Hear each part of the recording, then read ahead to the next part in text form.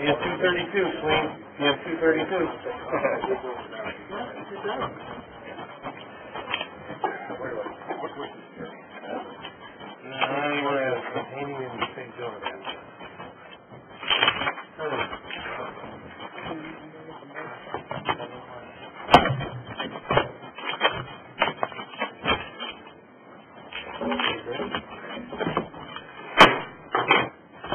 Monday, September 26, 2011, South Bend Common Council is now in session. I'll rise. The invocation by Lieutenant Chaplain Fred Preston. Good evening. Father God, we thank you for your love and your kindness. We thank you for this day, for this moment. Father, we ask that you just intervene in this council meeting, be in everything that's discussed, everything that's planned here. Oh God, we ask that you take control of everything that's said or done. And Father, we be so careful to give you the glory and give you the praise, because you deserve all the glory and all the praise. And we thank you for the council. We ask that you bless the president and bless all the council members. Touch and bless each one of them at this moment. Father, we ask that you bless everyone in the room tonight. Bless us all together. And Father, we'll continue to give you the praise and give you the glory. In the mighty name of Jesus, we pray. Thank God. Amen and amen.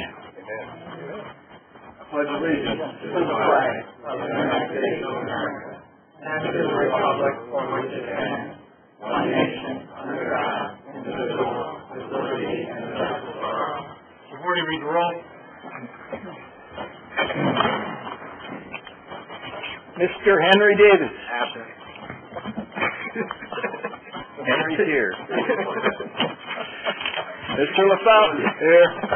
Mrs. Cozello. Present. Dr. Varner.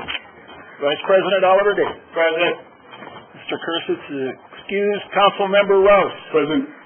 Councilmember White. Present. President Dieter. Present, Mr. Forty. 8 present. Thank you. We have the report from the Subcommittee on Minutes. To the Common Council of the City of South Bend, the subcommittee has inspected the minutes of the September 12th, 2011 meeting of the council and found them to be correct. Therefore, we recommend the same be approved. Signed, Derek Dieter, David Varner. Move the minutes be approved as read. Second. No motion second. All in favor? Aye. Any opposition? Any special business before this council? Yes. We do not have any reports from the city, and we do have, we'd like to recognize Troop 444.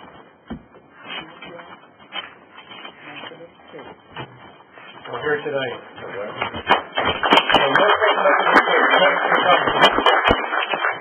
Thank you.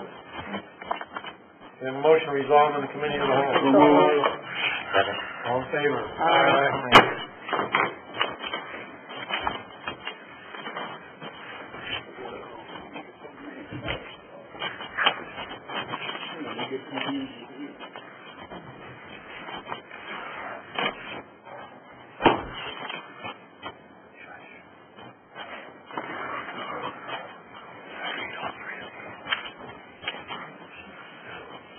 Committee of the Whole is in session.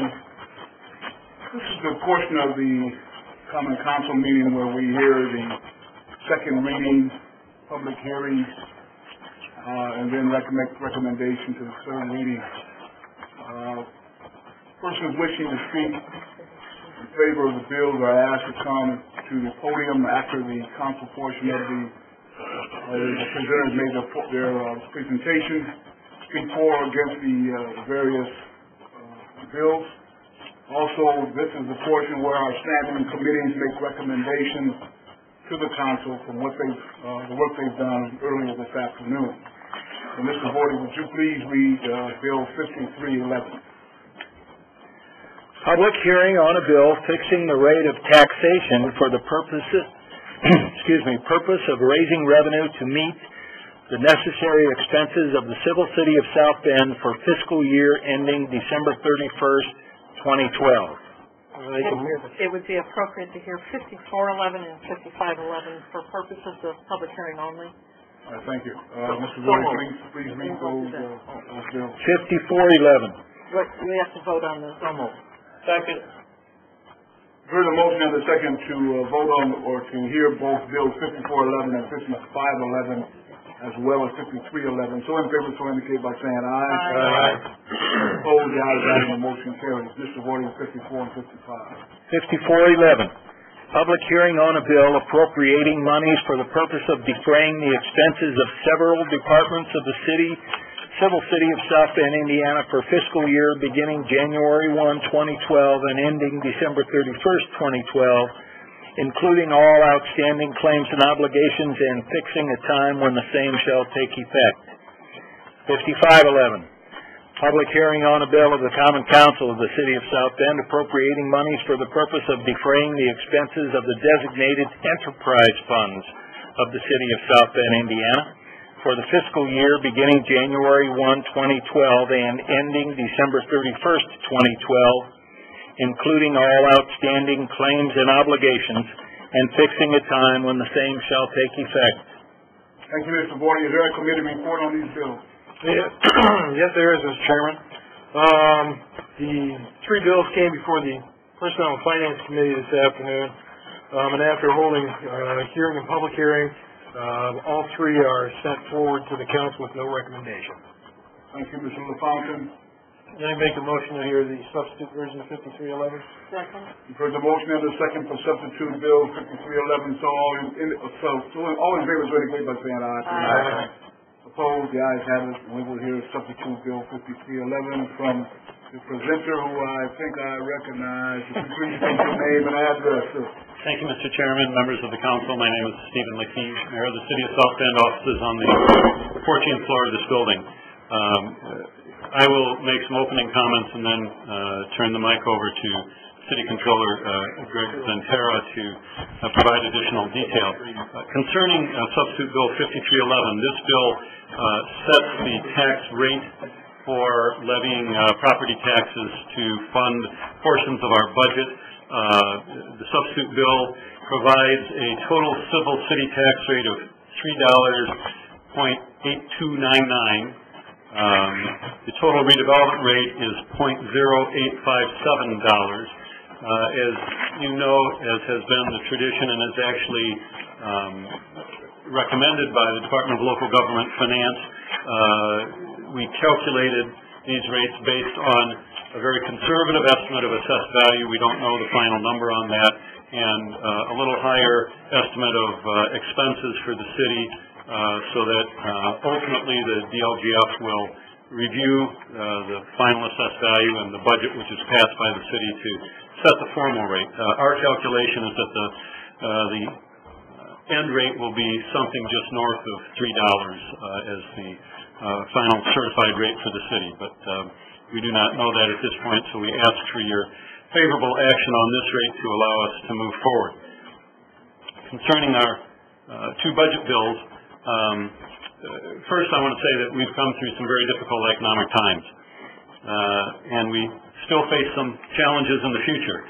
But our attention to fiscal matters has kept us financially strong and has set a solid foundation for a next administration and a next council to be able to continue advancing the city of South Bend.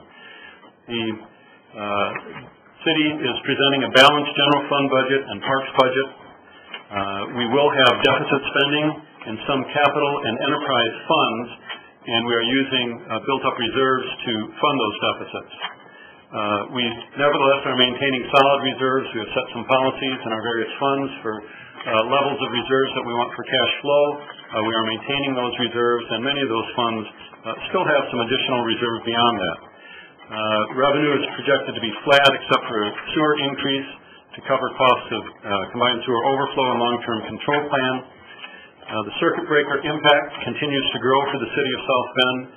$21.3 million projected for 2012. Again, on revenues, our projection are that COIT and EDIT distributions will be held flat. Nevertheless, in particular because of the public safety law, we have been able to bring police department and fire department to full strength. We've been able to maintain park facilities and programs. We have funded code demolitions, maintained a robust paving program, and these are all priorities that we had heard from public meetings that we had and from the City Council. and have started a new graffiti removal program, again at the suggestion of the council, that we believe is moving forward very positively. I want to thank the administration and staff for their excellent work as we have striven to become more efficient and effective. I want to thank the council for your support for these initiatives as we've moved forward. And of course, I want to thank the taxpayers and ratepayers who provide the dollars that we use to provide these services. So as we look to the Civil City budget for 2012, I want to just remind council that this is based on our city vision, our vision of South Bend, which was developed in the city plan process and has continually been reaffirmed by council and administration, that South Bend is a vibrant, caring city, that we celebrate our diversity and vitality, we nurture our educational, social, cultural, natural, human, and economic resources. Our city government dedicates itself to civic engagement. We enjoy a high quality of life. We are a center of learning. We foster entrepreneurship that attracts and retains competitive businesses. We are a city of safe and unique neighborhoods with diverse housing choices. We have a dynamic downtown and an excellent transportation system. We are proud stewards of the natural environment. Goals and objectives for 2012. Again, reinforcing those that have been established through city plan would be to strengthen our economy, to improve public safety and civility, to maintain quality of life, to expand trust in city government, to be more responsive, efficient, and effective, to improve the city's infrastructure, to sustain a solid financial condition, and to support the city's workforce. 2011 accomplishments. The city withstood negative effects of circuit breaker property tax reform and nevertheless was able to maintain city services, in particular to bring police and fire department to full force, all of this done without disruption to services to our residents. There's been economic development progress highlighted by continued work at Innovation Park and Ignition Park, recent announcements. We have found efficiency improvements in city infrastructure and back office operations. In concert with city goals and objectives, our 2012 budget priorities are to continue to fund economic improvement, to provide excellent public safety services, to provide excellent quality of life services, to be transparent in our actions, and to continue to improve city responsiveness, efficiency, and effectiveness. We also continue to strive for improvement in city infrastructure, to maintain strong and financially stable city financial condition, and to value the human resource asset of all our city employees. As we move into more detail on the budget report, I'm going to turn it over to the city controller now for additional information.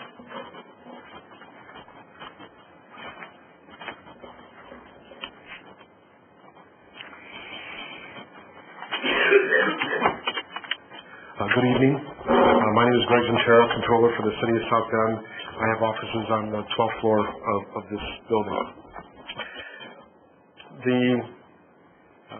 The mayor's asked that that I continue with the budget presentation, and we'll talk about some of the schedules that we're going to look at now. Some of these slides are things we talked about a couple weeks ago or 4 weeks ago at the initial council overview. But we'll go through them again. And we've also added some material in here that will talk about a little bit more specifics on some of the different fund areas in the city. First of all, and this is again, this council very much understands this information. You work with it, but this is more for public consumption. But the city budget itself is fund-based accounting. It's a diverse, dynamic document. It's subject to change. Unlike many private sector budgets. This can change. Every time council appropriates dollars, the budget changes. The budget's divided into 6 segments. They consist of the general fund, special revenue funds, debt service and capital funds, enterprise funds, internal service funds, and trust and agency funds. I won't go through in detail each of those as we've done in the past at these meetings and did so a year ago.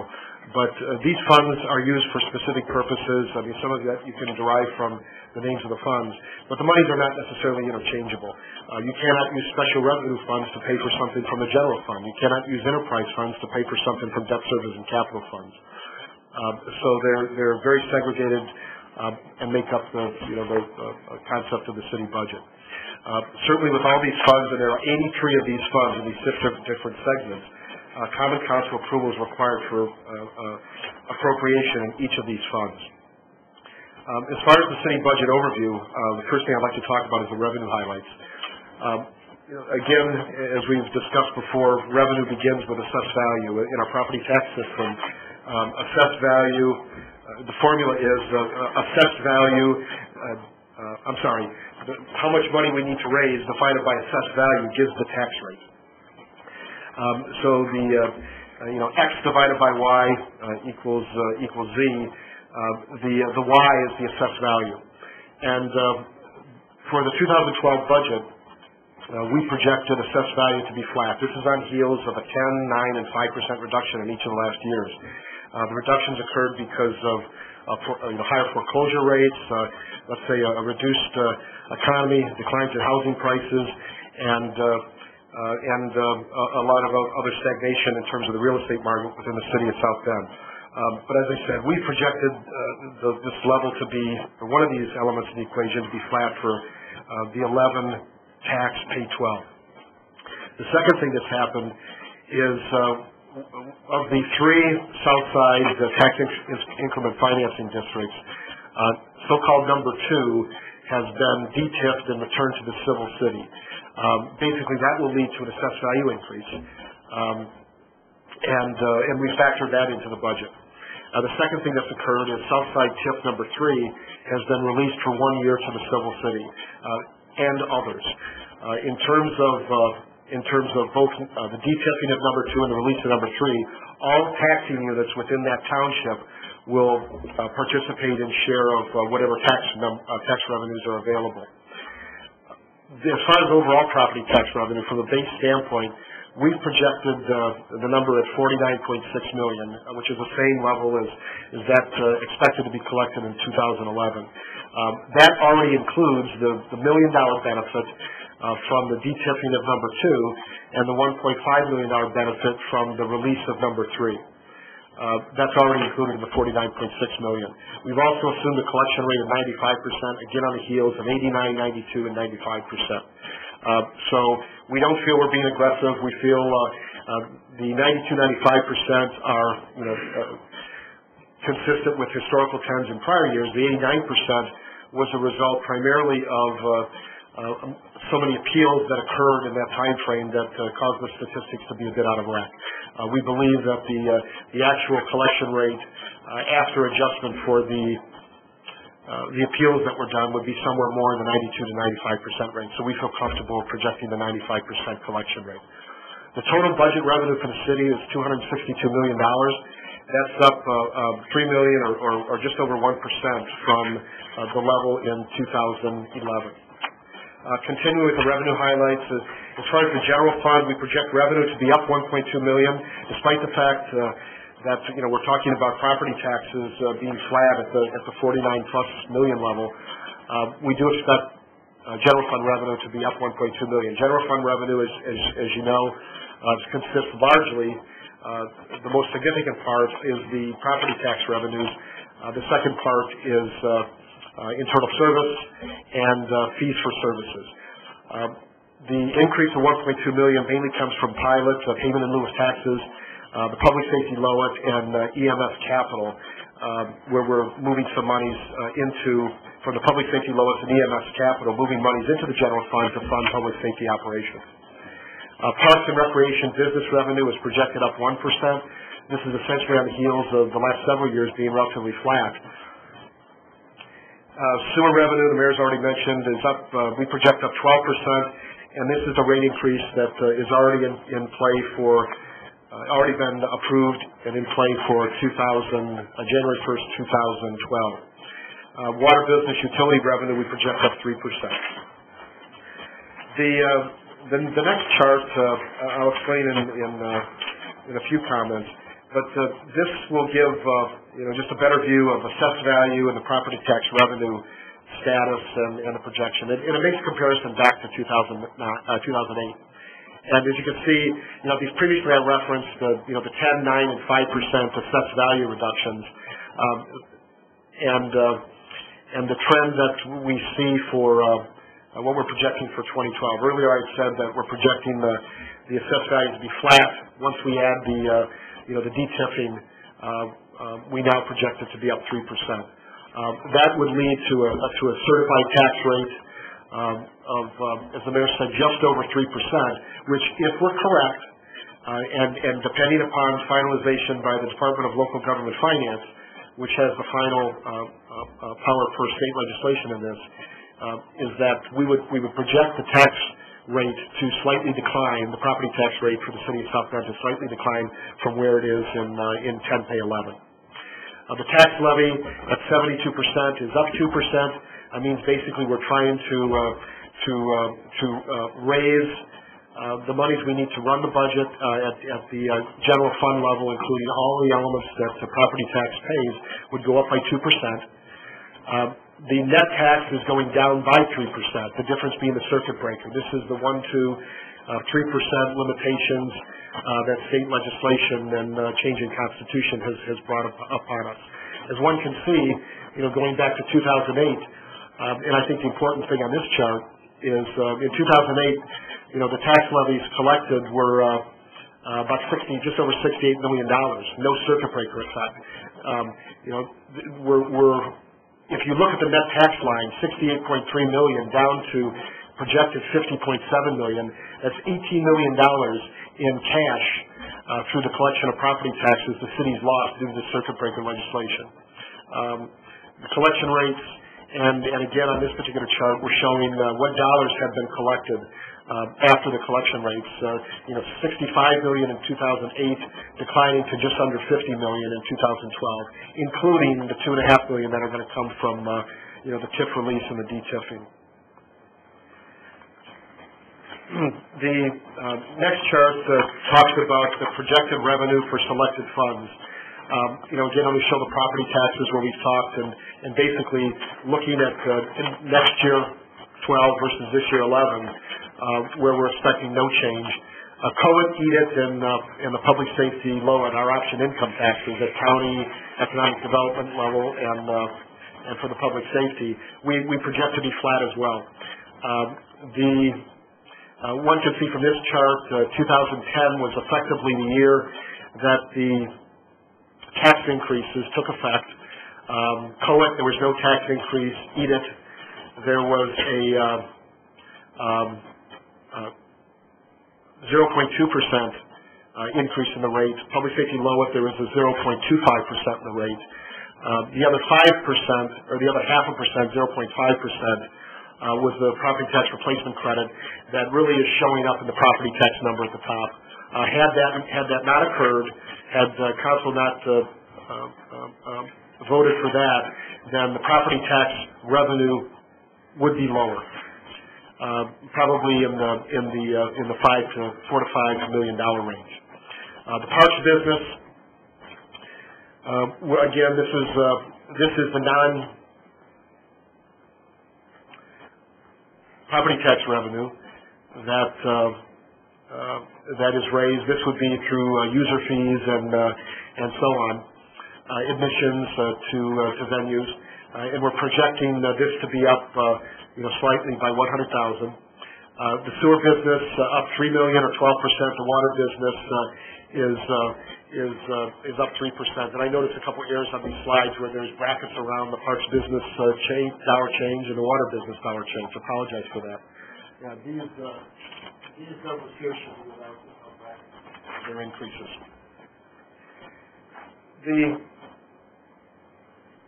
Certainly from the city administration's point of view, as the mayor indicated, we've produced on a $263 million budget. The city has effectively, for all practical purposes, put in front of you a balanced budget. Yes, there is a deficit of $1.3 million for the overall budget, which means that the expenditures that we're proposing for 2012 will be higher than revenues in 2012 by $1.3 million. Why is that? It's a spend down of previously received revenue. And basically two areas lead that. Number one is the statewide police radio project. This is the so-called 800 megahertz radio project. We will invest an additional $1.8 million on that in acquiring radios our police force so that they can be on the statewide network. This 800 megahertz radio network that Indianapolis wants the state to move to. The monies for that were received 2 years ago in an excess welfare distribution from the state of Indiana, and those funds that were received were in the range of about $3 million, and with the caveat that they could only be used for public safety spending. In 2011, earlier this year, we used some of this money, about $700,000 of it, for the first phase of this statewide radio project. This is where we put up the towers. Perhaps you remember that we came to council in a separate ordinance on that, and this was to put up the towers around the county, jointly with the county and other city of Mishawaka and so on. So one of the reasons we've got a deficit budget for 2012 is spend down of this particular money received in the past. The second is in fire capital. We're going to spend down about $500,000 from previously built up reserves. So there's $2.3 million of spending from reserves built up from the past is the reason we have this $1.3 million deficit. Without this, of course, we would have $1 million surplus in the overall budget. As far as the general fund, that budget that we've submitted is roughly $64.3 million, and that is a balanced general fund budget. Some highlights in here: we have public safety remaining at full force. It includes 5 new firefighters. 3 are coming from the SAFER grant, and 2 will come from kind of advanced hiring of expected retirements that will occur in 2012.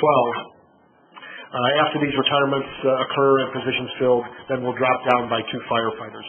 But right now, the headcount includes full year funding for 5 new firefighters. In addition, we've got $500,000 included in the budget. It's EDIT funded, and it's for the so-called code property demolitions that we project to require money for in 2012. As you recall, there have been federal stimulus money that have funded these demolitions in the past. That has disappeared, so we're using EDIT funds in order to be able to provide for these code property demolitions. Parks and Recreation is in a balanced general fund budget. It's at full complement staff and programs. No changes to Parks and Recreation. And of course, some other highlights. We have both a water bond and a sewer bond issues planned for in 2012. Certainly the sewer bond is a continuation of the long-term control plan funding that's required.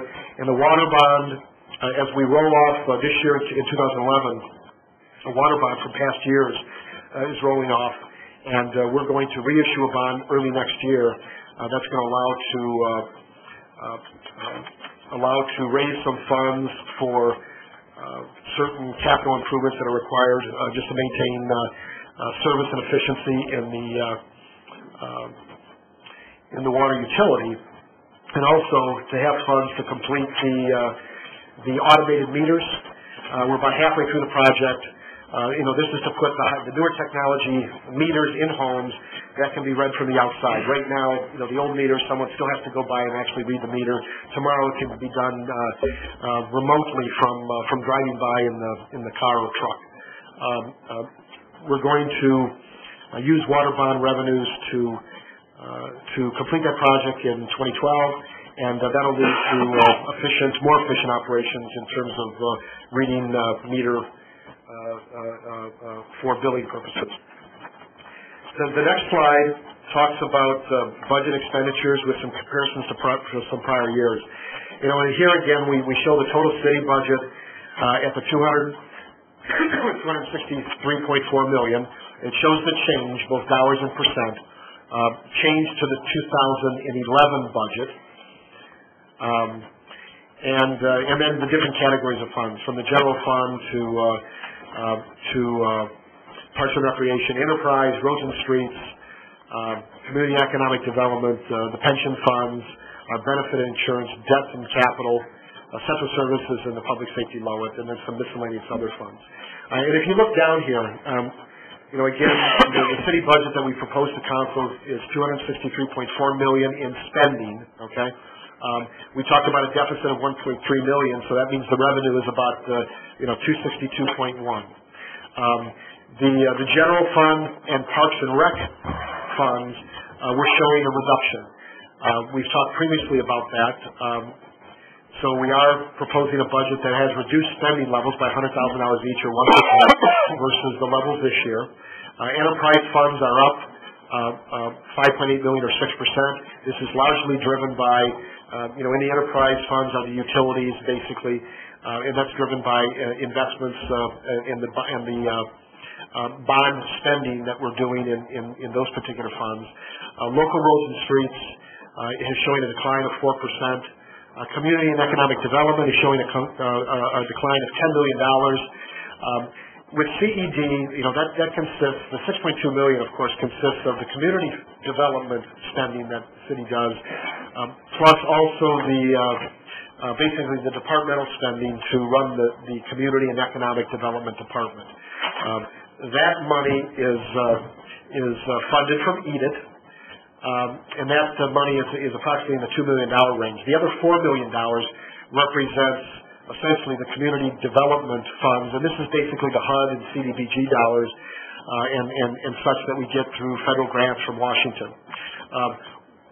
As you know, when we get these grants, the monies are not required to be spent in a short period of time. Basically, you have 2 to 3 years to spend these monies.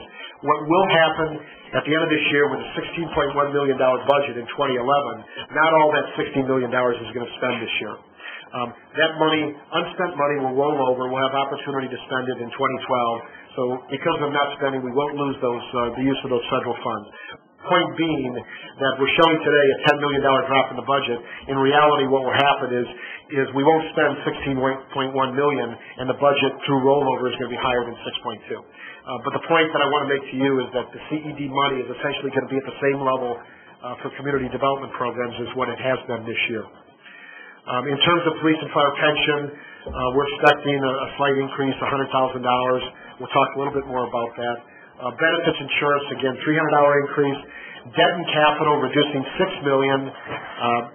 That's in large part because of some of the investments we've made this year will not repeat next year. Central services is going up by $4 million. Primarily what we're doing there is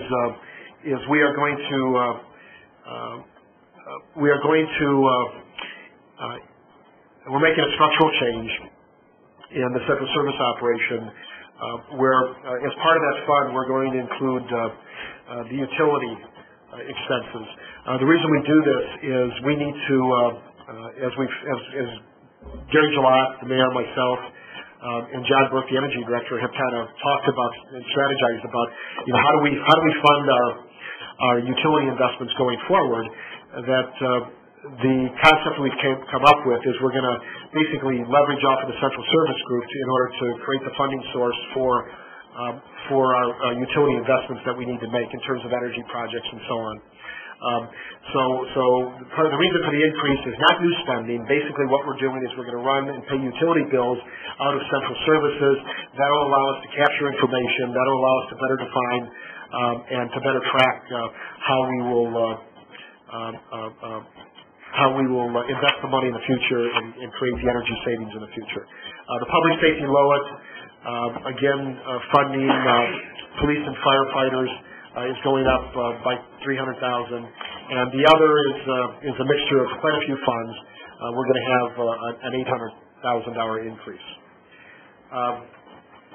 What I'd like to do now is just maybe take you a little bit through some of these different, basically some of the lines that we just talked about, and just some of the highlights that exist in the budget. First of all, going to the general fund. As we already said, the general fund is balanced at $64.3 million. It's down $100,000 or 1%. If you look on this chart, the public safety consists of 83% of the general fund budget. I mean, that's not new information this year. That's been the way. It's been growing in each of the last several years, especially since since the initiation by the state legislature of the property tax caps. But if you look here, 7% of the general fund budget is for general government, the office of the mayor, the controller, the city attorney. Code enforcement is 4%. Public works is 4%. Arts and culture 2%, and human rights is less than 1% of the general fund budget. Some key highlights: the Morris Performing Arts Center budget is balanced. It is part of that 1.4 million arts and culture budget, but the revenue that we have in the budget for 2012 is equal to the expenses to run the Morris Performing Arts Center. We still have a deficit at the Palais, but this is the first year that Dennis Andres has done an extremely wonderful job of managing the Morris, and as you know from his presentations in the past and his budget presentation earlier, the activities or the events held at the Morris continue to grow, and this is the first year that we're projecting. 2012 will be the first year that we believe we can project basically a break-even situation for the Morris. The police is at full force. The fire is at full force. I already mentioned 5 new firefighters, and that's the SAFER grant of 3 plus the other 2. In terms of Parks and Recreation, the general fund Parks and Recreation budget is $12.4 million. That's balanced. The overall Parks and Rec budget is $13.9. There are some non-reverting funds and capital funds and so on that make up our Parks and Rec operations in addition to the general fund. The surplus, we have in this $13.9 million Parks and Rec budget, we have a surplus of $100,000. We're only budgeting to spend, the revenue is $14 million. This $13.9 million spending budget includes capital maintenance of just under $1 million. And it also includes full staff levels and full programs. Some of the key objectives in the Parks and Rec Fund budget is, we're going to, in 2012, we'll complete the refurbishment of the Potawatomi Conservatory. That's co-funded, as you know. Parks is looking to generate $5 million in user fees. That would be a milestone. It's never been achieved before by the City of South Bend Parks and Recreation Department. And another milestone would be achieving $1 million in attendance at Parks facilities. Those are ambitious goals, but I'm sure that we feel confident that Parks and Recreation and St. Clair will be able to achieve. There'll be also a 48-hour response time on graffiti and signage mowing from code, and certainly another key objective is maintaining the current park infrastructure in terms of facilities, equipment available for public use. As far as enterprise funds, the enterprise funds include the building department, the consolidated building department, parking garages, and all the utility operations.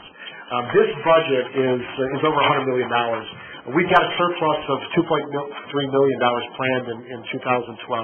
The surplus is a result of the water bond, which we'll issue in the first quarter of next year. We'll sell the bond, we'll get the proceeds. We won't spend everything in 2012. So we're going to carry over unspent monies into 2013, but because of that, we'll have a surplus in the enterprise funds. Again, key objectives, you're well aware of these. We've talked about many of these. The continued implementation of the CSO long-term control plan. Complete the conversion to the automated water meter reading equipment. Continue the vehicle fleet transformation to energy-efficient green vehicles, and to do the sewer and water bond issues in 2012. Roads and streets is another fund area. And basically this consists of the so-called motor vehicle highway fund and the local roads and streets. These budgets, this is basically our street department, okay? Motor vehicle highway effectively is the street department. That's where Sam and all his people are reside, in that fund, paid by that fund. Local roads and streets is really the capital projects that we spend, to do the engineering projects, replace Ireland Road, replace, this street, that street. The budget for these two funds is $9 million. It's a balanced budget. However, we've got an issue that's going to start to affect us, not so much in 2012, but starting in 2013. And that's, these funds have been, long established by the state of Indiana as gas and wheel tax is where the money comes for these funds.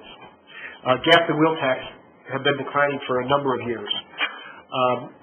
we are now getting to the point where we still have money available, but we're going to continue to, although we've got a balanced budget because we're using COIT funds, county option income tax funds, to help make this budget balanced.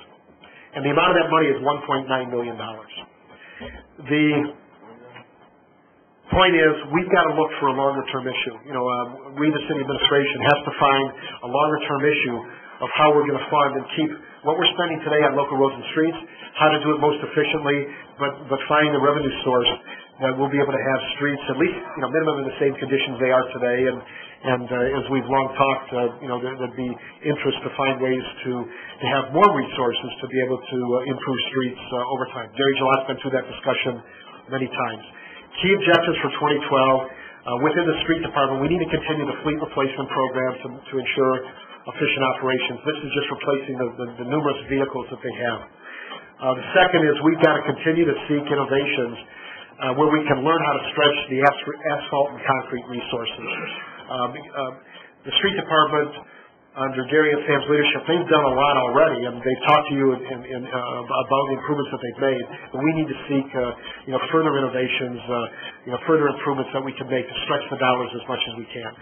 The same is going to be on de-icing resources. This liquid salt brine that Gary's talked about over the last several years that needs to be improved. That needs to be used more because once again we need to stretch the de-icing resources that we have.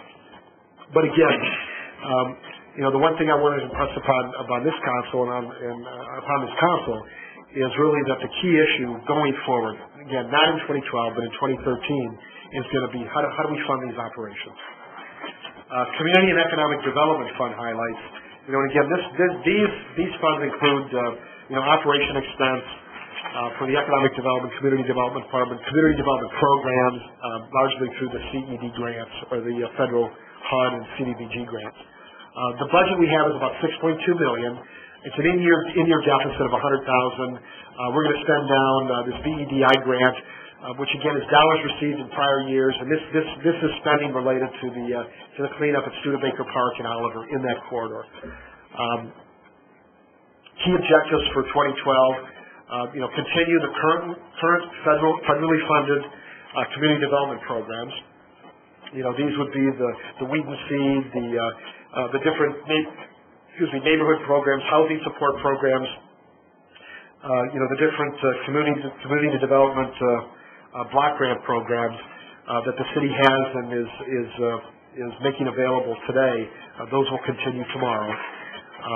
There'll be continued infrastructure investment under the Redevelopment Commission. That's the TIF dollars. Of course, not in this budget, but in the redevelopment budget. That's something that Community and Economic Development, or the Economic Development of CED, has influence on. And then to maintain profitable and efficient management of the city parking garages. What's included in this budget for the parking garages, it will be profitable.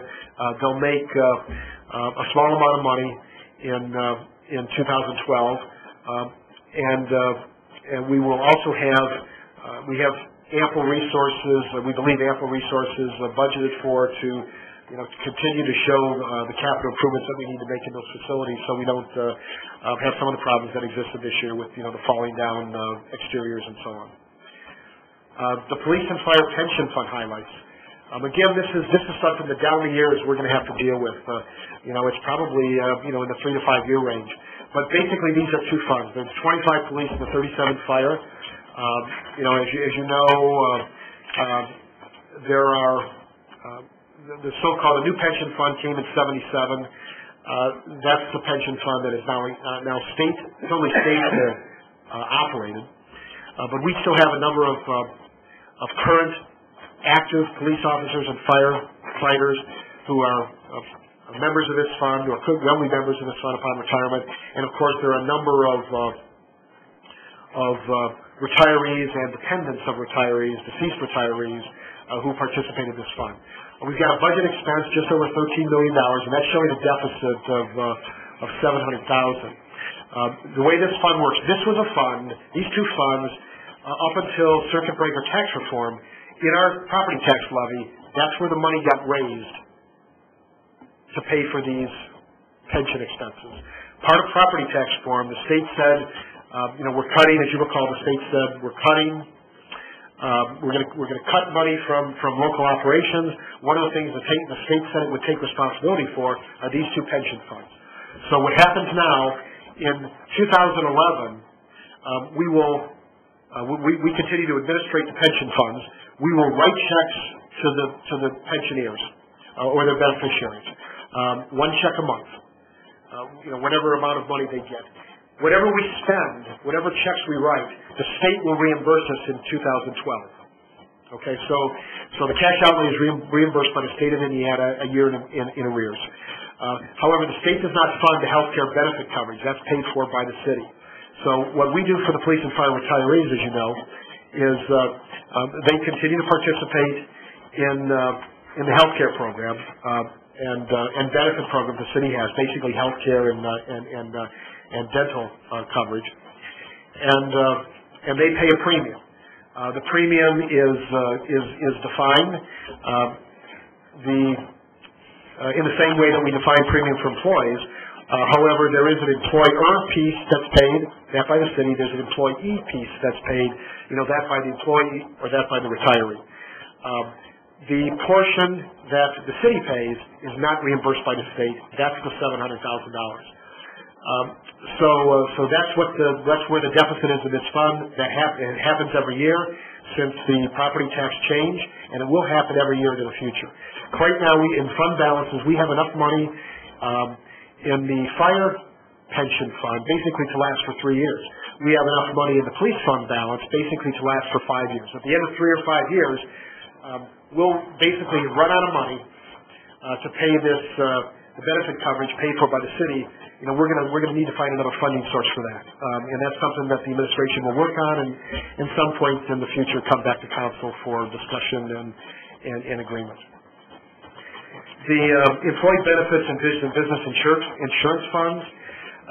Basically it's that. It's the employee benefits. This is health care, dental, life insurance, the disability, short and long-term disability programs, employee assistance program that the city provides to its employees and its retirees.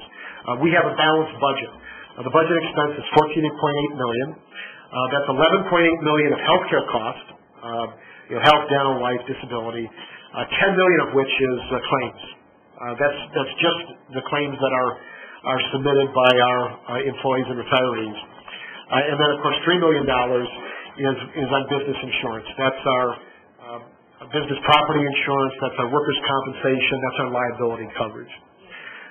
Key objectives here is we'll continue to invest in the wellness program, which is targeted to improve health.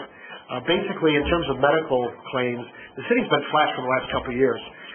We know. One of the things I read in the paper is from the county point of view. I keep reading that the county is, talking about their budget, maybe not necessarily the 2012 budget, but I know the 2011 budget increased, and one of the things they cited was higher healthcare costs. We're not experiencing the same thing. Why? Right now we're going through a period of healthcare claims being flat. Is that because we've got a wellness program? Is that because we've got healthier employees than we've done in the past? Is that because we're just in good luck right now? I don't have the answers for that, and we're trying to obtain to better understand and so on. But certainly we think that one of the it's all of the above. But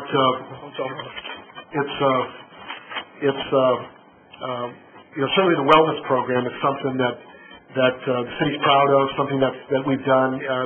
This is a small investment to drive health care interest for employees. We'll continue to improve EE access to wellness programs and information. And one of the other things you just talk about this. This program that we're doing, this is ahead of the curve. This is state of the art. What we're doing, there ain't a lot of other private sector companies are doing. There ain't a lot of government units are doing. We are ahead of the curve on this.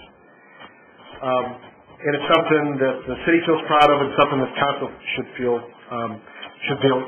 satisfied with. Debt service and capital fund highlights. Here we have in this particular slide kind of takes us through the option income tax funds. We have the county option income tax, or COIT. The current rate is 0.6%. There's no change. There was no change in 2009 when the tax increase occurred. COIT did not change. It was 6. It stayed 6. Economic development income tax is so-called EDIT.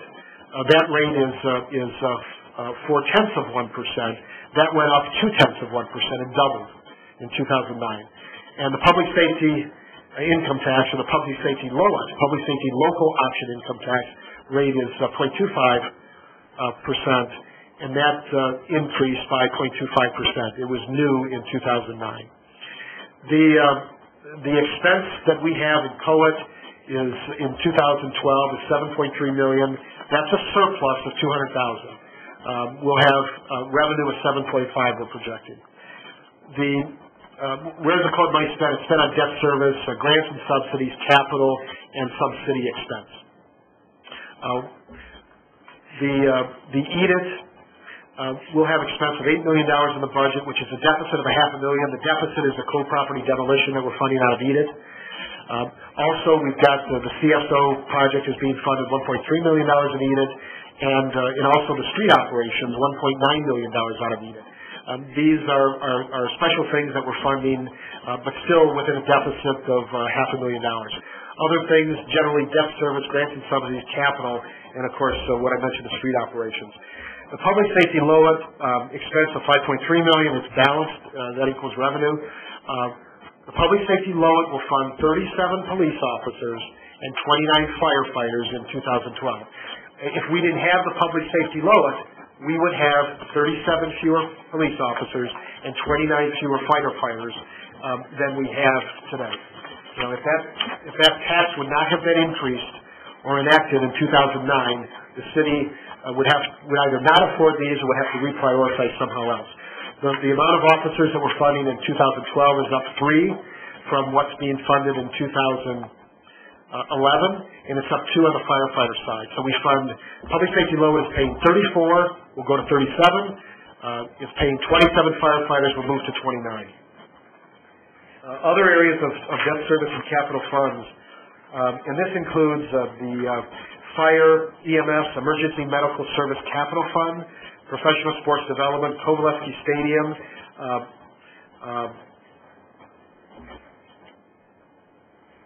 Cumulative Capital Development and Cumulative Capital Improvement, Major Moves, and Hall of Fame. Collectively, all these funds will have an expense of about $8 million. It will be a deficit of $200,000.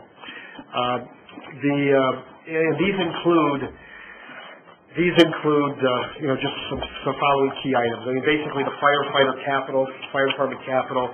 What's going to be in here is, in 2012, we'll complete the construction of replacing fire stations 5 and 9 in the training facility at the airport.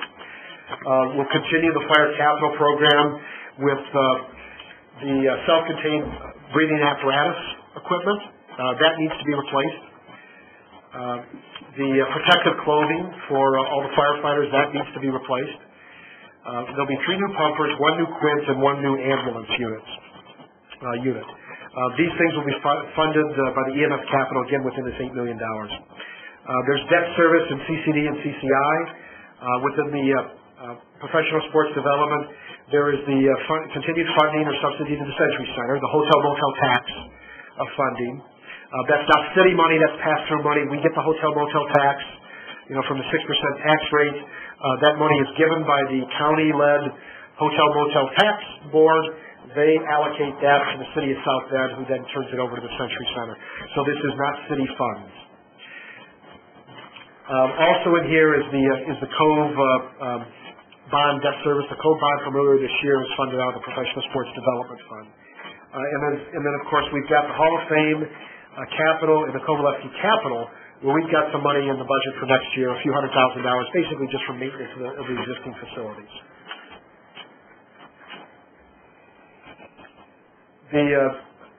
Some closing comments I'd like to make before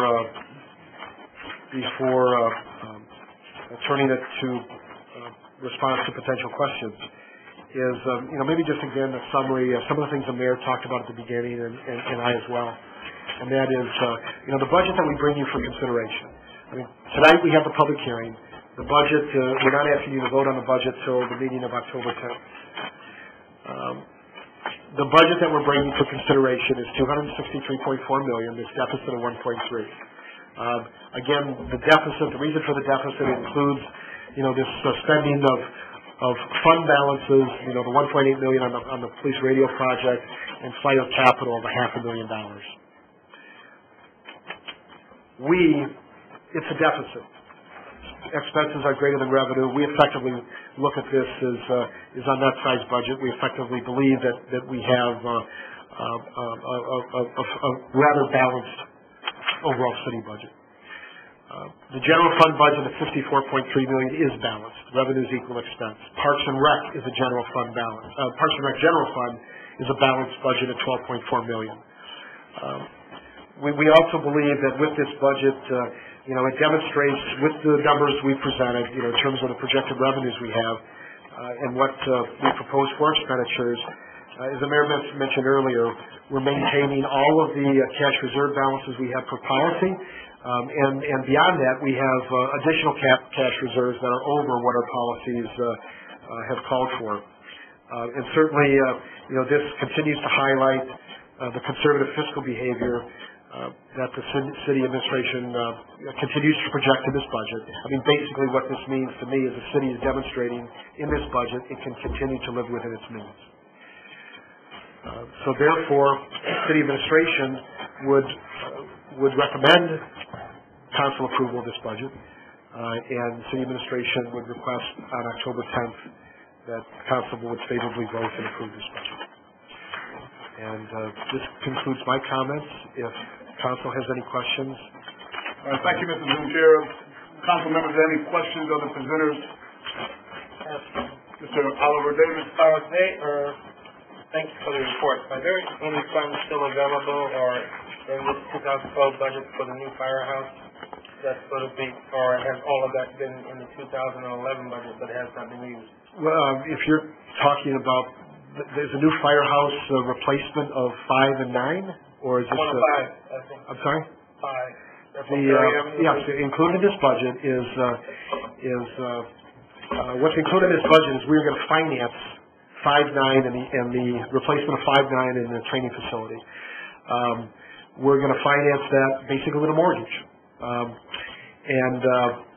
plan is that's going to be a 7 to 10 year mortgage. It's not going to be a bond issue. We intend to come to council yet this year for the approval to secure that financing arrangement. The money that's included in this budget is basically the debt service payment that we would make, the mortgage payment that we would make on 5-9 and the training facility in 2012. Basically, essentially, it will be in the fourth quarter of this year. It'll be, those facilities won't be commissioned until probably mid next summer. You said construction will start this year? That is the current plan. The plan is to have shovels in ground before December 31st, 2011. Thank you. Mr. Dieter. Regarding how you want to come back before the end of the year and ask for financing for that? We already have the financing is already included in the 2011 budget. There's no appropriation required. Okay, if you approve this budget, no additional appropriation required in 2012. What we have to do, because we're going to enter into a debt instrument, council has to say yes to that. Just like when we do a bond issue, we're obligated, even though the bond has been budgeted and is appropriated within the budget, we're still obligated to come to council and have council specifically approve the issuance of the bond. That's the same thing we're doing on this particular debt issue. Money's already budgeted in 2011. Money is budgeted in 2012 within this. It's no new money appropriation to ask for. It's just council giving approval to incur the debt instrument. Dr. Varner. Greg, that must be one of the ones that slipped by me. What's the appropriation request for that particular? For the fire station? Because it was a fire station, now it's fire station. Well, there was always, in the 2011 budget, 5-9 replacements were always there, and the training facility at the airport was always there. Those were to be constructed, shovels in ground, construction completed in 2011. That's not going to happen now. In this budget, what is the appropriation? The appropriation in this budget is 6 months of debt service payment in 2012. It's about $500,000 of debt service payment. We're expecting an annual payment of $1 million. $1 million, yeah. And it's going to be funded by the EMS Capital Fund, not General Fund. We've cash flowed it, and there's sufficient cash flow in the EMS Capital to support this. Can I ask you one more question? If you come back with this, will this have a general obligation clause as part of the? I don't intend it to. No, we've. And you get that to me. Okay. But the intention is no. You don't need council approval. Any other questions, council? Seeing none. Thank you, Mr. Montero. Anyone from the public wishing to speak in favor of this bill? Pardon? You had a question? Negative. Anyone from the public wishing to speak in favor, please come forward, state your name and address at the podium, please. Anyone present wishing to speak against it, the same option. Seeing none, hearing none, council, motion. Let me write in. Pardon? I'm ready. All right. Yeah. I wanted to make a really brief comment about this practice that we've gone through, this procedure. This budgeting session, this process has been at best lukewarm. We've scheduled meetings, poor attendance from some council or all council. Due to scheduling conflicts, clearly, others work different jobs.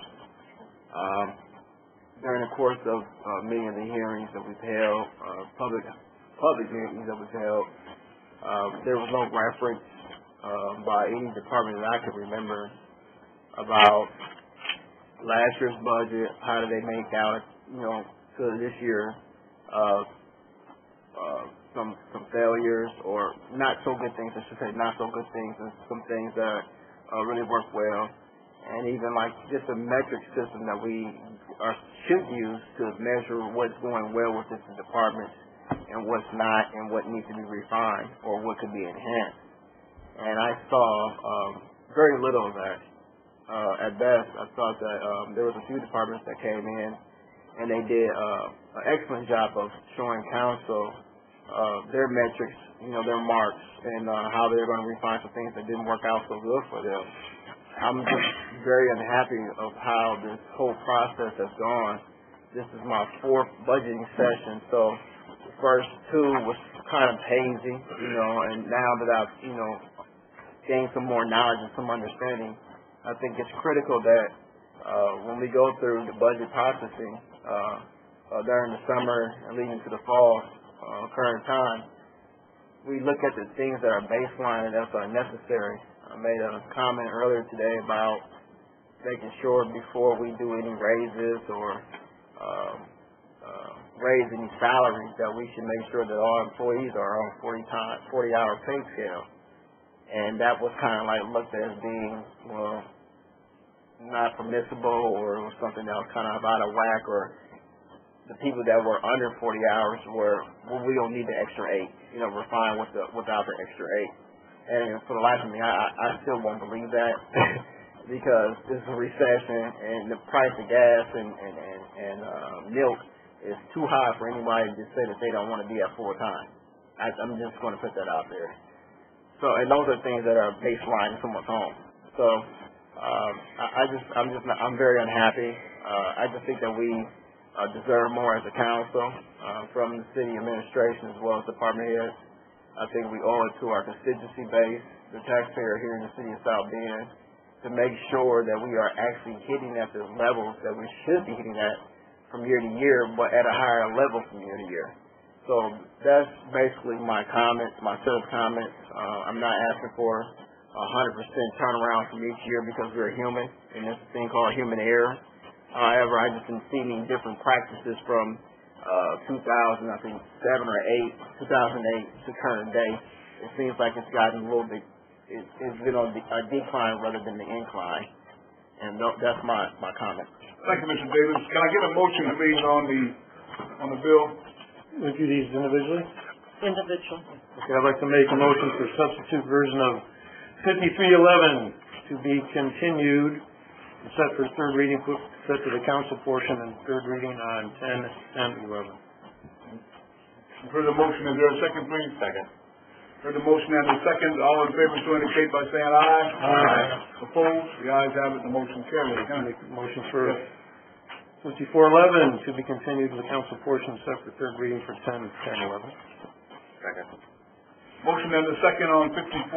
All in favor, so indicate by saying aye. Aye. Opposed? The ayes have it. The motion carries. 5511. Motion to continue on the council portion, set for third reading for 10, 10, 11. Second. All in favor, motion and second has been made. All in favor, so indicate by saying aye. Aye. Opposed? The ayes have it. The motion carries. Mr. President, Yes, sir.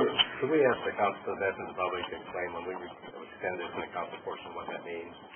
This hasn't been passed. This is simply means that at the next meeting, while there will be a vote, there will be an opportunity for council input. I think you just I don't explained that. think you did. Why? Just so it's right. That is correct. Okay. That is correct.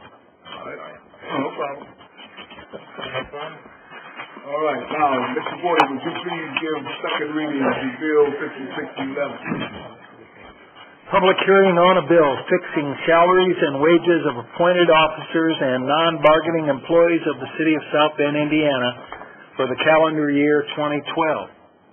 Thank you, Mr. Porter. Is there a committee report? Yes, there is, Mr. Chairman. Earlier this afternoon, this matter came before the Personnel and Finance Committee.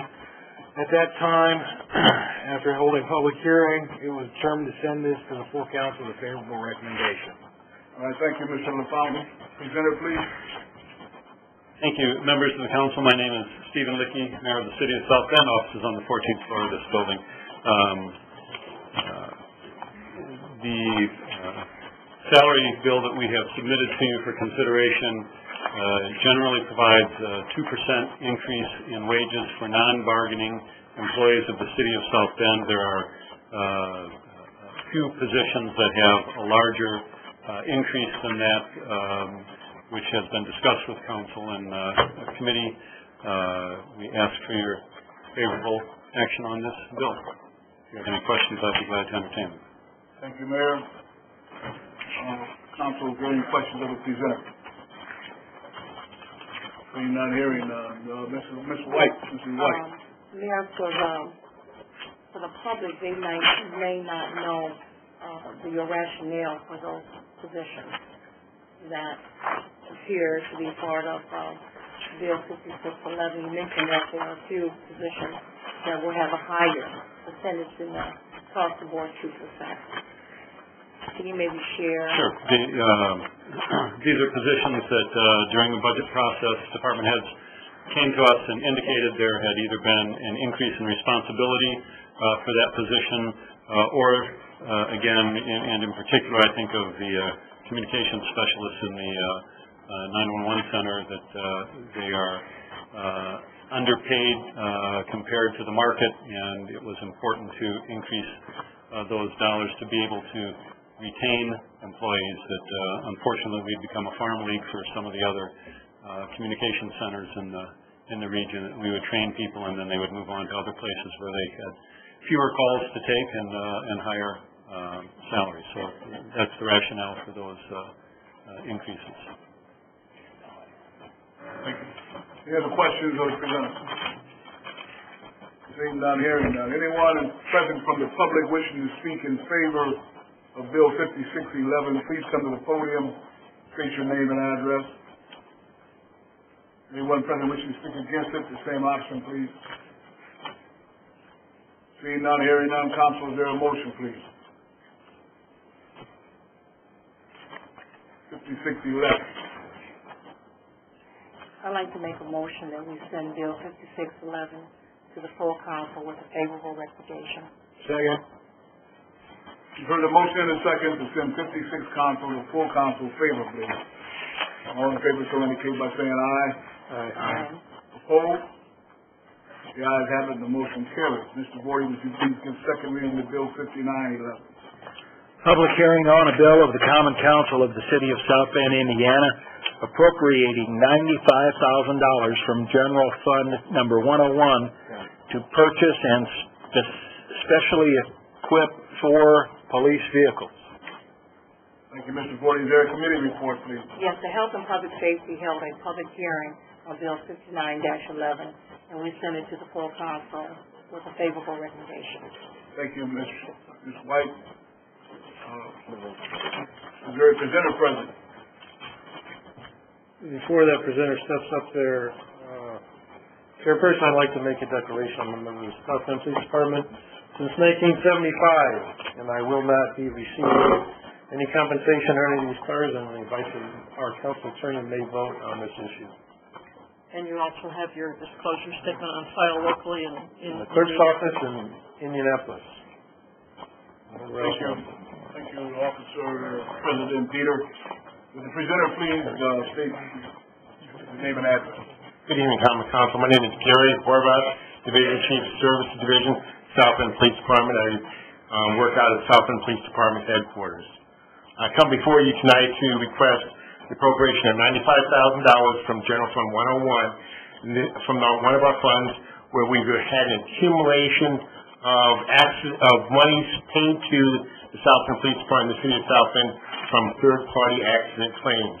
It's taken about 2 years to accumulate this amount of money, but in looking at it, it's approximately 26 separate incidences where this money actually occurred from over the last 2 years. Our proposal is to use these funds to be able to purchase approximately 4 investigative administrative vehicles for replacement of vehicles lost over these last 24 months. I'm open for any questions by the council. Thank you, Mr. Orloff. Any questions of the presenter? Seeing none, hearing none. Is there anyone from the public wishing to speak in favor of Bill 5911? Anyone present wishing to speak against it? Seeing none, hearing none. Council, is there a motion, please? Move to Bill 5911 go to council with a favorable recommendation. Second. You've heard the motion and the second to send 5911 to full council favorably. All in favor, so indicate by saying aye. Aye. Opposed? The ayes have it. Motion carries. Mr. Boyd, would you please give second reading to bill number 6011? Public hearing on a bill of the Common Council of the City of South Bend, Indiana, appropriating $400,000 from the Sewage Works Capital Fund number 642 for engineering expense on the primary clarifier rehabilitation project. Thank you, Mr. Boyd. Is there a committee report, please? Yes, the Utilities Committee met this afternoon and brings the report to the full council. Thank you, Mr. Davis. Would the presenter please state his name and address? Yes, I'm Gary Gelado. I'm the Public Works Director. I have offices on the 13th floor of this building. We heard at the afternoon committee meeting from Al Greek, our operations director for the wastewater plant and our operator of record on our permit, that the primary clarifiers are original tanks. They're pretty old. They have some concrete issues, some pitting, spalling of concrete. The mechanisms that drag the solids out of the bottom and skimmings off the top are very old, in need of replacement with new materials. There'll be some automation, replacement of pumps, scrapers, wear plates, sprockets, etc. So we rejuvenate these tanks. The money we're asking for now is specifically for the engineering to design the changes to the primary tanks so that we can put those out to bid at a time of year where we get better bid prices and we get a full construction season. $400,000 worth of design will prepare us over the next 2 to 3 years to go one tank at a time with a consistent design and replace one tank at a time so that we can keep up with our permit. The overall construction estimate for the project is $4 million. That concludes my remarks. Thank you, Mr. Gilat. Any questions for Mr. Gilat? Seeing none, hearing none. Anyone from the public wishing to speak in favor of Bill 6011? Please come to the podium and state your name and address. Same option for those wishing to speak against Bill 6011. Council, is there a motion, please? Move for favorable recommendation. Second. Motion is made and properly seconded to send 6011 to full council favorably. All in favor, so indicate by saying aye. Aye. Opposed? The ayes have it. Motion carries. Mr. Gordy, would you please give second reading to Bill 1611? Public hearing on a bill of the Common Council of the City of South Bend, Indiana, appropriating the sum of $1,498,700 from the Economic Development Income Tax Edit Fund, number 408, for infrastructure investment. Thank you, Mr. Gordy. Is there a committee report, please? Yes, sir, Mr. Chairman. The Public Works and Property Dedication Committee had a public hearing on 6111. This afternoon, it comes to the council with a favorable recommendation. Thank you, Dr. Varner. The petitioner, please state his name and address. Yes, Gary Gillette, Public Works Director. My offices are on the 13th floor of this building. This is an infrastructure project to support. That's correct. It came with no recommendation. No recommendation. Thank you. Yeah. I was going to let that go. Yeah. Okay. The infrastructure project is to support economic development. This is at the intersection of Riverside and Angela, where the steel warehouse facility is. They're a long-time South Bend employer. They were looking at expanding their laser cutting plasma machines for advanced manufacturing using steel at that facility. They looked at their other facilities in the area. They looked at ways they could expand the plant. They concluded that it was necessary to expand the plant 200 feet to the north. In order to do that, they go over a fairly large, deep pipe that the city owns, a sewer pipe. To protect that pipe from the dead load, the weight of the building and equipment, as well as the live load, the bouncing of forklifts with steel and cycles on equipment, we had to design something that would strengthen that pipe, and we put a factor of safety on those two loads that we'll have to support with help from the engineers from DLZ. And the overall hard and soft cost engineering cost of this strengthening of the pipe is just short of $1.5 million.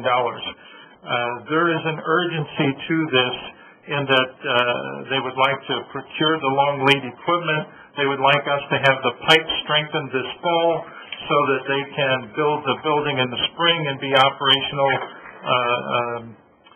toward the middle of next year. At your request, I invited Mr. Lerman from Steel Warehouse to come as the economic development end in mind. I understand there'll be significant job retention, job expansion, investment in plant and equipment in excess of $3.5 million. These are advanced manufacturing jobs that are the kind most cities, including South Bend, are looking to keep and expand. That concludes my remarks. Thank you. Thank you, Mr. Gillette. Yes, Mr. Dean. Yeah, Gary, what's the liability if the strengthening does not work and God forbid something happens, who's responsible, us or their Yes. When we hire a professional engineer, they put their professional engineering license on it. So a structural engineer from DLZ is sealing these plans and assuming some professional liability for the design calculations that they've covered the dead load, the live load, and a factor of safety. They're pretty conservative folks, like most engineers, and especially structural engineers are pretty conservative. So I do not anticipate any issues with this pipe being under design. Was this put out for bid, or did DLZ already have this? On the professional services, it's been assigned to DLZ, and they are fast-tracking as we speak. On the installation, that will be a public bid. Dollar value exceeds the bidding threshold. We always place professional services based on skills, qualifications, and abilities, not on lowest price. Okay, thank you. Thank you, Mr. Gillette. Mr. Davis, Mr. Oliver Davis. We have somebody here from store. Yes, yes, please come to the podium, sir, and state your name and address.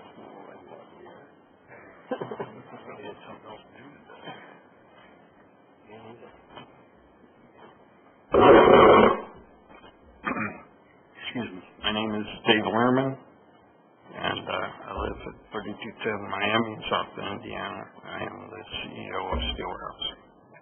Thank you. You got anything you want to share with us? concerning this project? This is an important area to Steel Warehouse. We've been growing this area quite a bit. We started doing specialty cutting of steel. I'm going to guess about 12 or 13 years ago. We put it in a building which at that point was pretty close to empty on Riverside Drive, where Lock Joint 2 was, and Lock Joint moved to a bigger plant. At the time we put our first cutting equipment in, we probably had about 8 or 9 people there. We're pretty close to 100 people there now. Every bit of that equipment has been put in since then. State-of-the-art equipment. It strengthens our company in many ways. In particular, most of the customers that we have that we burn the steel for are customers that we were selling steel to, and they ask that we provide this extra service. In many cases, had we not done this, we would have lost that business to somebody who would do that.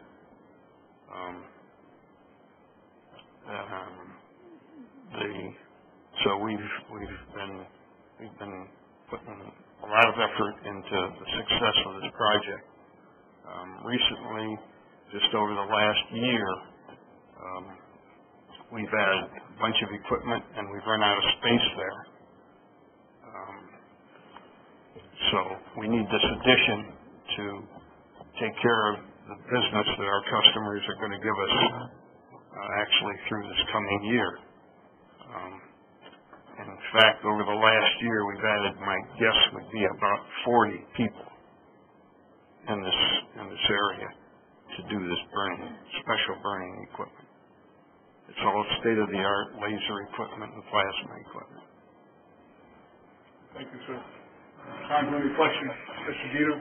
Yeah, I don't know if you may allude to a little bit of that. We were told earlier, a couple months ago, that this wouldn't come to the council until after the first of the year, and now it's presented to us, and we just received a letter earlier today that kind of explained that. Can you allude to why that timetable changed?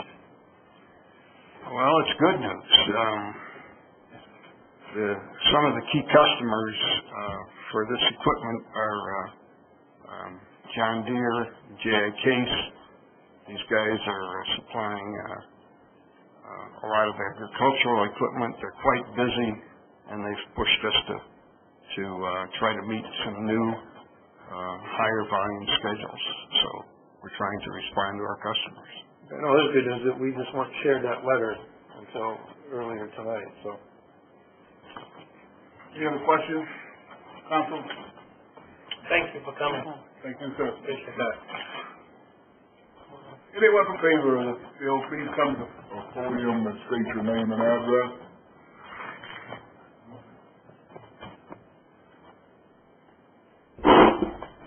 My name is Tony Trinka. I live at 139 Camden Street on the west side.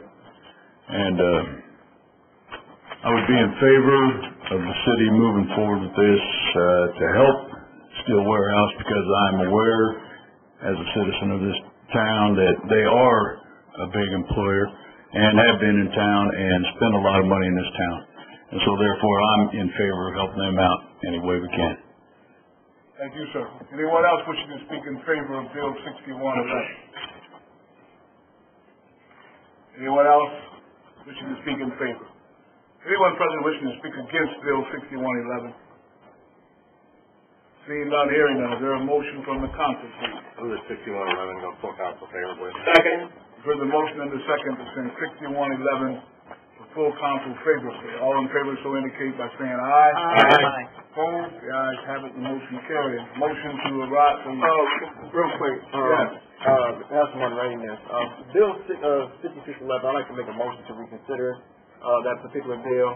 That was a bill that we, I think the original form, rather than the second or the substitute version, as we discussed in the committee prior to coming to the council floor.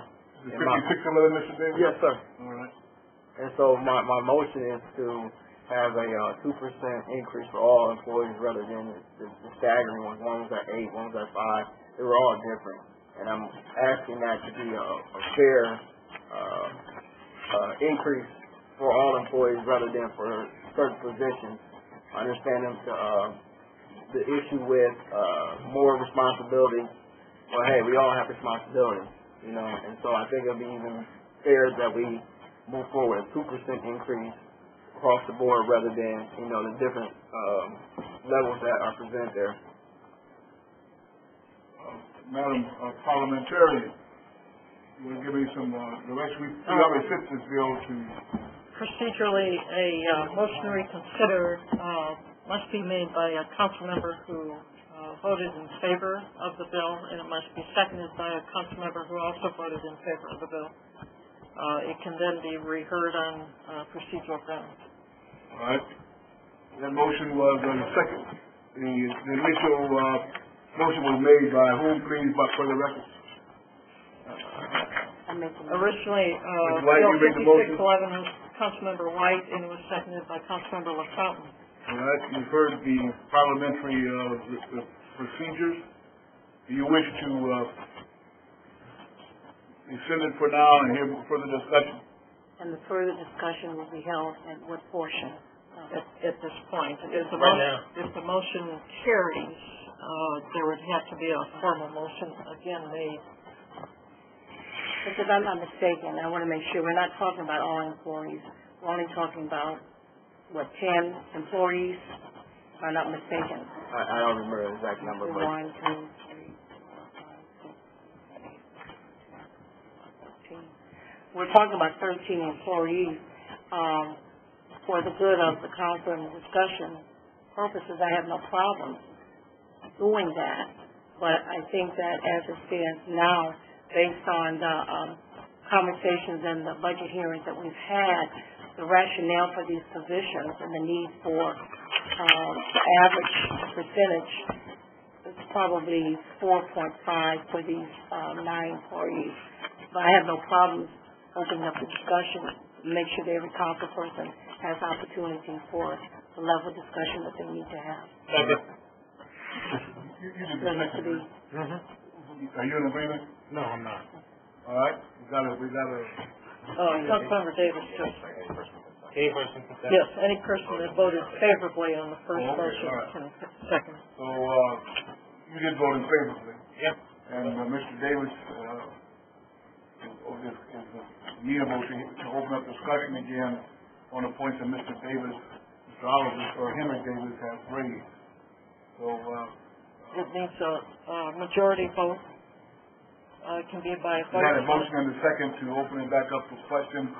All in favor, so indicate by saying aye. Aye. Opposed? Nay. Nay. All right. Mr. Bordy, call the roll, please. Mr. Henry Davis. Aye. Mr. LaFountain. Nay. Mrs. Pizzello. Nay. Dr. Varner. Nay. Vice President Oliver Davis. Aye. Mr. Kersitz. He's absent, I'm sorry. Councilmember Rouse. Aye. Councilmember White. Aye. President Dieter. Nay. The vote is 4-4. Yeah. The bill fails, it goes to full council favor. Right, the motion to reconsider fails. All right. Motion to rise from the committee of the whole. Second. Motion. So moved. Second. All in favor? Aye. Aye. Opposed? Ayes have it. Okay. You're calling the shots.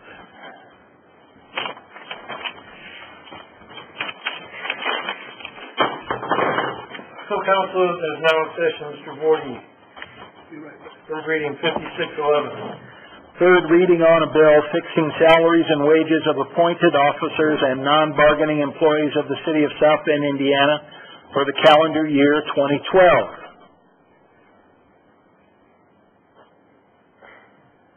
We have a motion.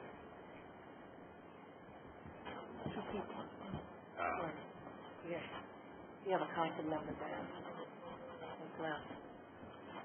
He's going to be right back.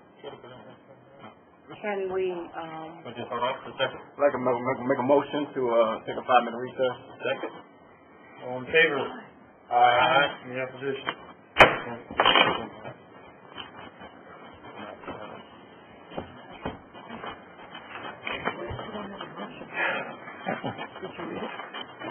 The full council calendar says for Mr. Gordy, third reading of 5611. Third reading on a bill fixing salaries and wages of appointed officers and non-bargaining employees of the city of South Bend for the calendar year 2012. Before we take a motion, can you, in conjunction with that, the language, during that last part, I neglected to, talk about the $4,000 bonus, which I'm not happy about. How would an amendment work to that? All amendments of a substantive nature had to be made during the committee of the whole portion.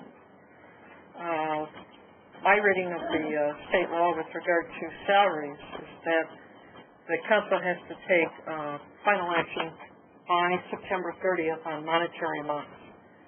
There is I think the possibility with regard to procedural items that are non-monetary that could be refined at a later point in time, but the dollars could not be reduced or changed after September 30th. Okay, could that start through the council?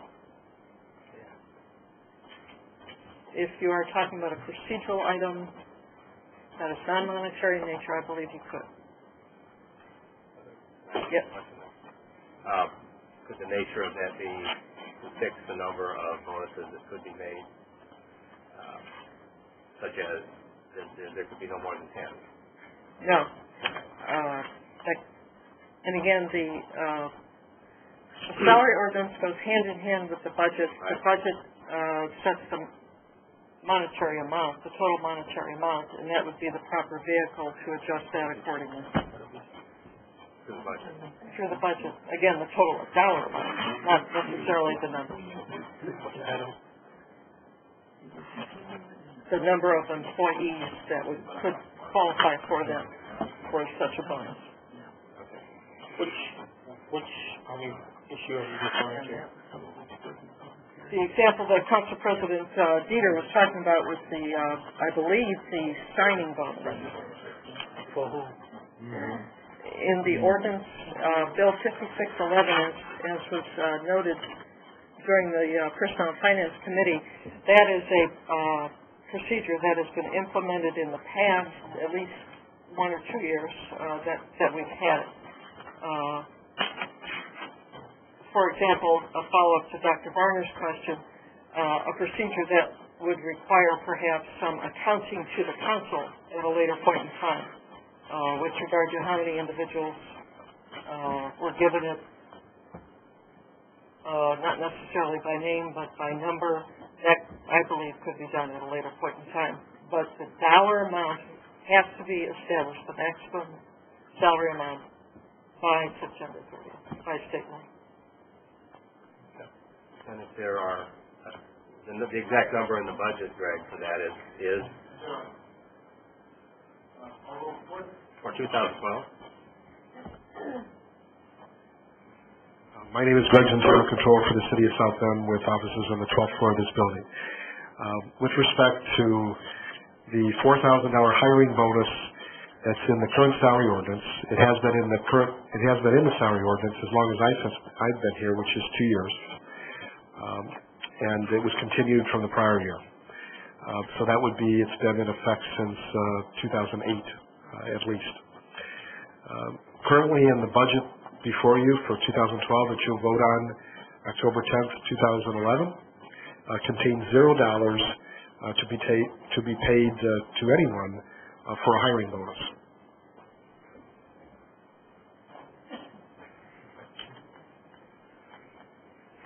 So, we have a motion for 5611. Yeah. It has been read. We just need a motion now.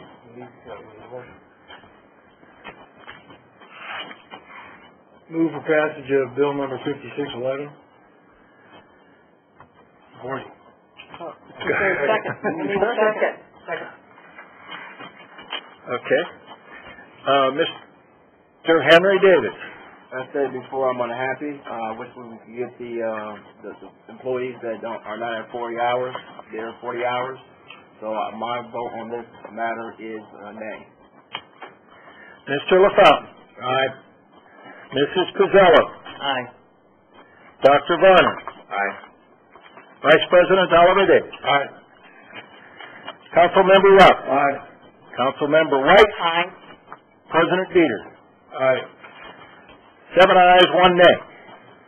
5911.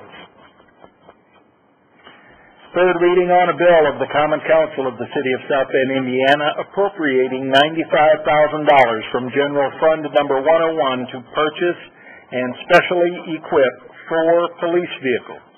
Move for the passage of 5911. Second. Mr. LaFountain. Aye. Mrs. Pizzello. Aye. Dr. Varner. Aye. Vice President Oliver Davis. Aye. Councilmember Rouse. Aye. Councilmember White. Aye. Mr. Henry Davis. Aye. President Dieter. Aye. 8 ayes. 6011. Third reading on a bill of the Common Council of the City of South Bend, Indiana, appropriating $400,000 from the Sewage Works Capital Fund Number 642 for engineering expense on the primary clarifier rehabilitation project. Move for the passage of 6011. Second. Mrs. Pizzello. Aye. Dr. Varner. Aye. Vice President Oliver Davis. Aye. Councilmember Rouse. Aye. Councilmember White. Aye. Mr. Henry Davis. Aye. Mr. LaFountain. Aye. President Dieter. Aye. 8 ayes. 6111. Third reading on a bill of the Common Council of the City of South Bend, Indiana, appropriating the sum of $1,498,700 from the Economic Development Income Tax Edit Fund Number 408 for infrastructure investment. Move for the passage of 6111. Second. Dr. Varner. Aye. Vice President Oliver Davis. Aye. Councilmember Rouse. Aye. Councilmember White. Aye. Mr. Henry Davis. Aye. Mr. LaFountain. Aye. Mrs. Pizzello. Aye. President Dieter. 8 ayes. 1154. A resolution confirming the adoption of a declaratory resolution designating certain areas within the city of South Bend, Indiana, commonly known as 815 Oliver Plow Court, proposed address, as an economic revitalization area for purposes of a 7-year real property tax abatement for South Bend Redevelopment Commission, Oliver Plow Partners Limited Partnership. Mr. Chairman, the Community Economic Development Committee met this afternoon and sends resolution 1154 to full council favorably. Thank you. Presenter, please. Good evening. My name is Paul Fair with Holiday Properties, with offices located at 227 South Main Street here in South Bend. Just a real brief overview. A couple of months ago, a declaratory resolution was approved for tax abatement for this project, based on a range of 4 to 8 years once we submitted information on contractors and materials. After that information was submitted, it was determined that this project was eligible for a 7-year abatement.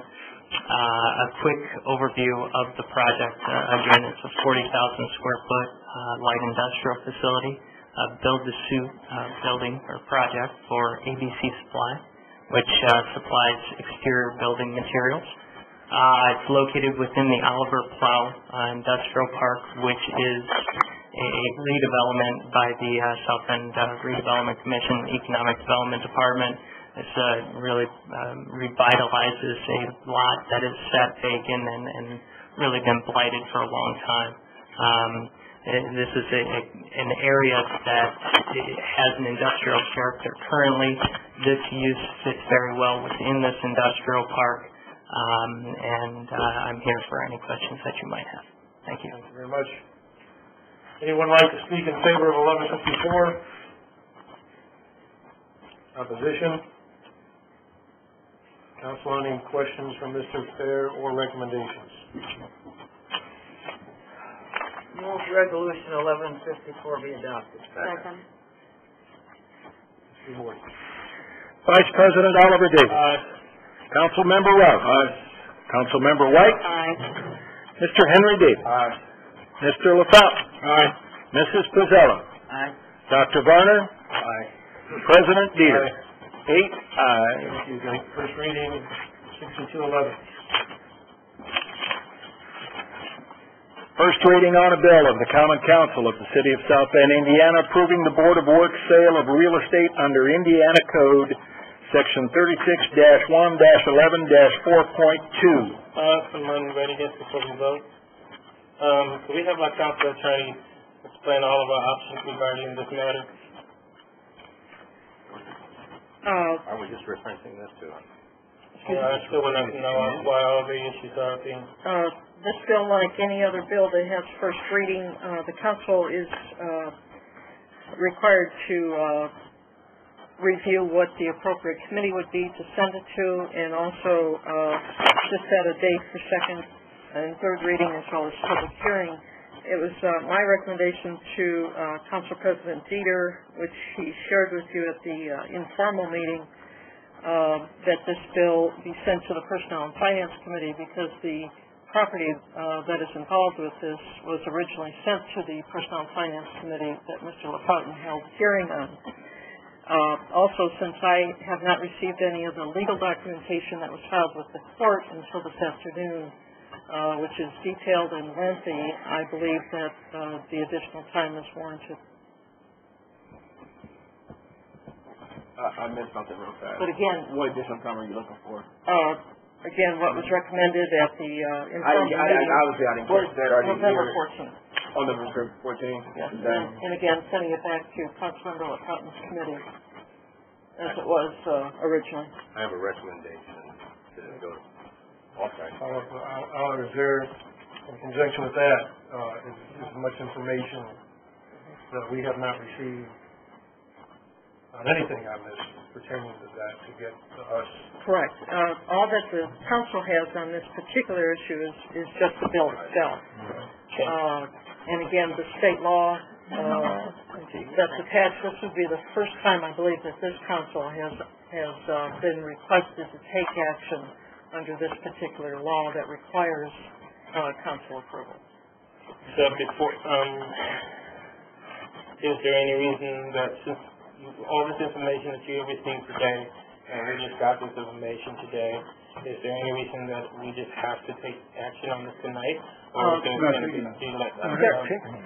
there was one item that is again of record with the court where there is litigation that involves this particular issue that represents that the council is moving forward. I think it would be remiss not to continue this forward motion on this bill, to have it go through the appropriate procedures like you do on any other bill. Wasn't that part? So the question is, what is the appropriate committee, and then what is a proper time to set the public hearing? I understand that, but that was presented to the court without even talking to us in a sense, and that was even done, saying that the council would be taking appropriate action on it, and we weren't even including in the discussion.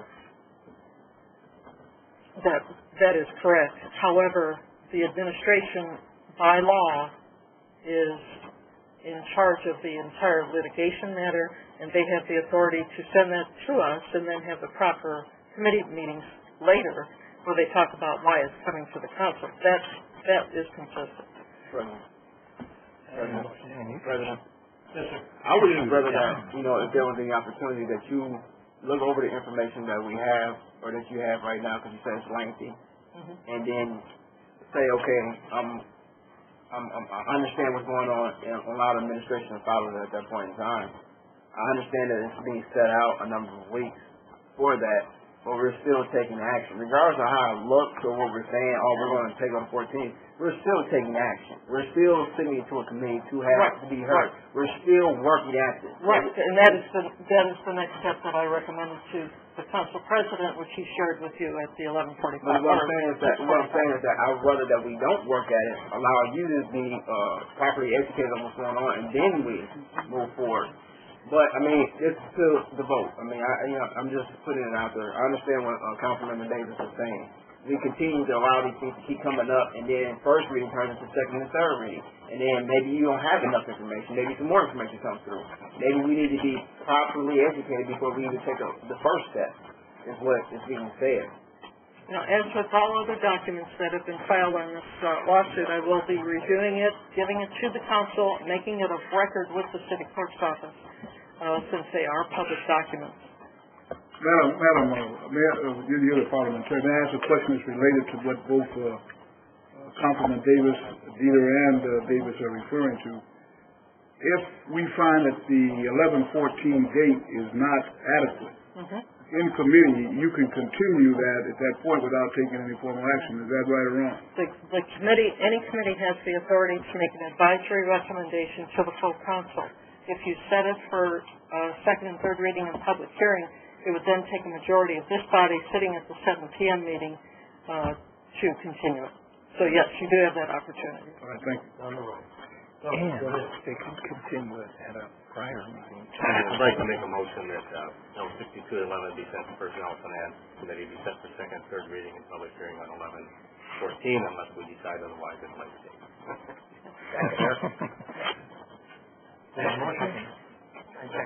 Second, Mr. Vorty.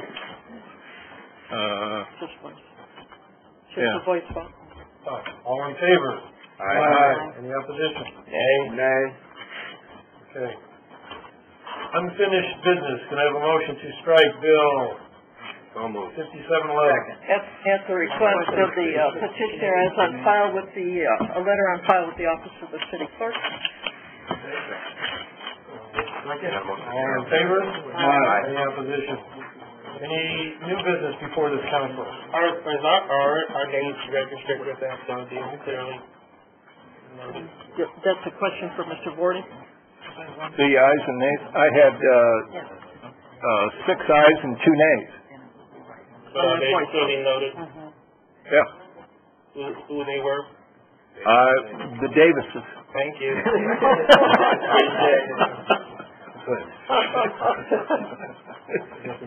Hey, you start throwing stones around over, man. I'm a little man. Okay, privilege of the floor. Anyone who wants to speak to us about something that we haven't covered in the last 2 hours, step up to the mic. We need your name and address. You have 3 minutes to talk to us. And it's not a dialogue, it's your time. Gary King, 730 North Hill Street, South Bend. I had a peculiar experience earlier today. I wanted to get onto the City of South Bend website and find out a little bit about what might be on the agenda tonight. And I do this rather frequently, but today the screen came up.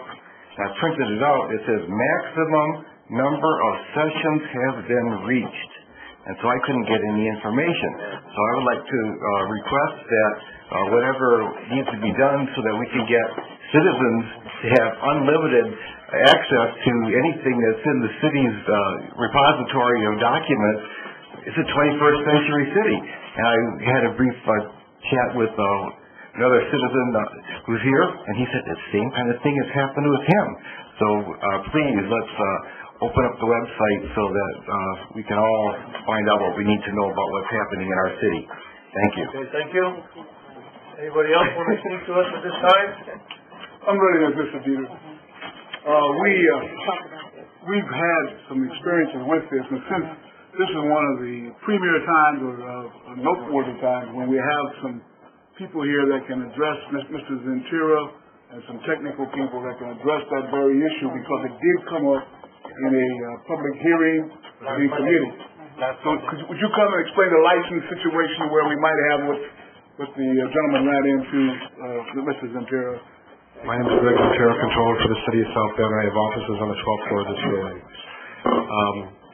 I'm trying to recall precisely in what forum I stood before this body and answered the question. Last week in the Personnel Finance, Okay, so that was last Monday, September the 19th. September 19th. And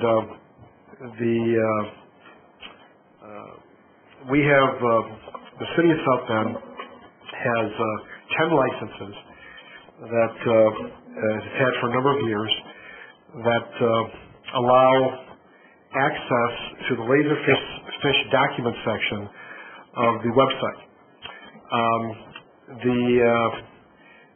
This is not been a problem for resident access until most recently. Basically, the reason the message occurs or the message shows up is because there are more than 10 people, oddly enough, trying to access the certain documents or downloading certain documents at that particular time. Generally, what occurs if you take a time out, if you go back a short time later, then it is freed and you find access. That's been the practice for a number of years. A number of years being in excess of 10, or as long as the Laserfish has been available. Recently, what we informed based on the matter that was brought up by Citizen Chamberlain, now I recall, at the committee meeting, we discussed with information technology, and the city is going out and acquiring additional licenses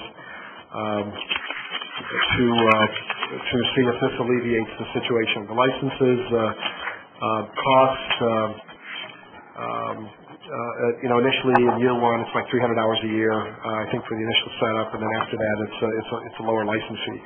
But what I had given the authorization to information technology to go out and acquire some additional licenses, and we'll get those, we'll install those, and then see, monitor it and see what happens.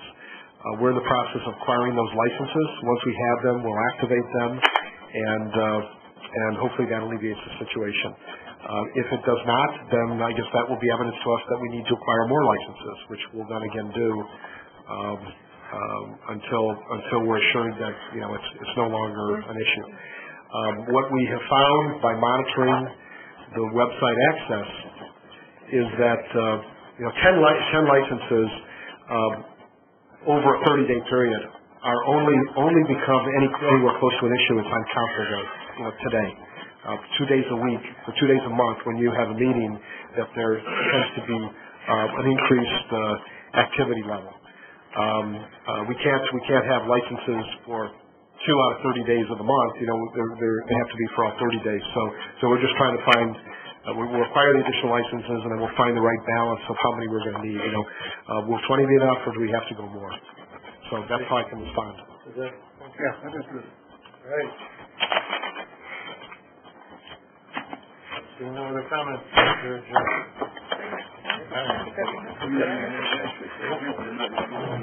Anybody for fire?